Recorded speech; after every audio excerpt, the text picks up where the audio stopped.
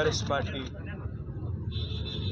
Social media convener, అదేవిధంగా తెలంగాణ ఉద్యమంలో క్రియాశీలంగా పనిచేసిన విద్యార్థి నాయకుడు, Telangana state mineral development corporation మాజీ అధ్యక్షుడు సోదరుడు మన్నె క్రిషాంక్ గారిని ఒక ఫ్రివలస్ కేసులో, అంటే ఒక పనికిమాలిన కేసులో చేయని తప్పుకు ఇవాళ అరెస్టు చేసి ఈ రాష్ట్ర ప్రభుత్వం గత వారం రోజులుగా వేధిస్తూ ఉంది.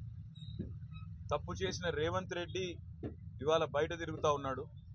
ఫోర్జరీ చేసి ఉస్మానియా చీఫ్ వార్డెన్ యొక్క లెటర్ను ఫోర్జరీ చేసిన క్రిమినల్ ఏమో ఈ రాష్ట్రానికి ముఖ్యమంత్రి, కానీ అసలు నోటీస్ని బయట పెట్టిన క్రిషాంక్నేమో ఈరోజు చెంచల్గూడ జైల్లో పెట్టినారు.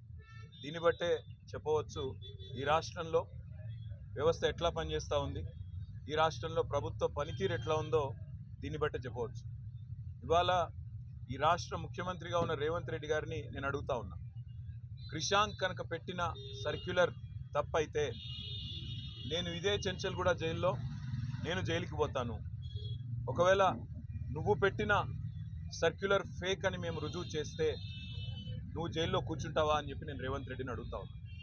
సిగ్గు లేకుండా చేసింది ఒక వెధవ పని, మళ్ళా మీదుగా ఇవాళ మా సోదరుణ్ణి జైల్లో పెట్టి ఈ రకంగా ఇబ్బంది పెట్టడం, ఈ రకంగా కావాలని ప్రభుత్వంలో ఉన్నానని చెప్పి అధికార మదంతో అధికార యంత్రాంగాన్ని అడ్డం పెట్టుకుని ఏదైతే చిల్లర రాజకీయం చేస్తున్నాడో రేవంత్ రెడ్డి, తప్పకుండా ప్రతిదానికి కూడా బదులు చెప్పే టైం వస్తుంది, ప్రతిదానికి కూడా మిత్తితో సహా చెల్లించే టైం కూడా వస్తుంది.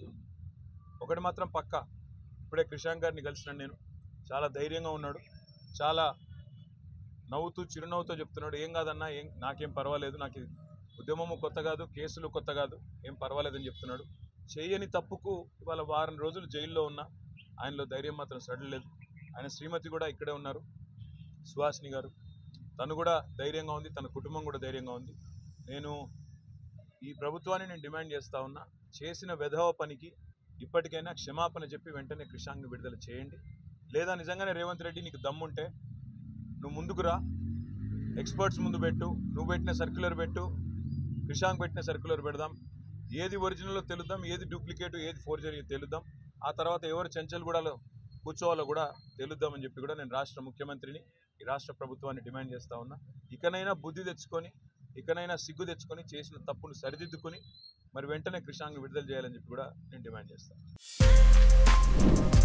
For more videos like this, subscribe Big TV channel.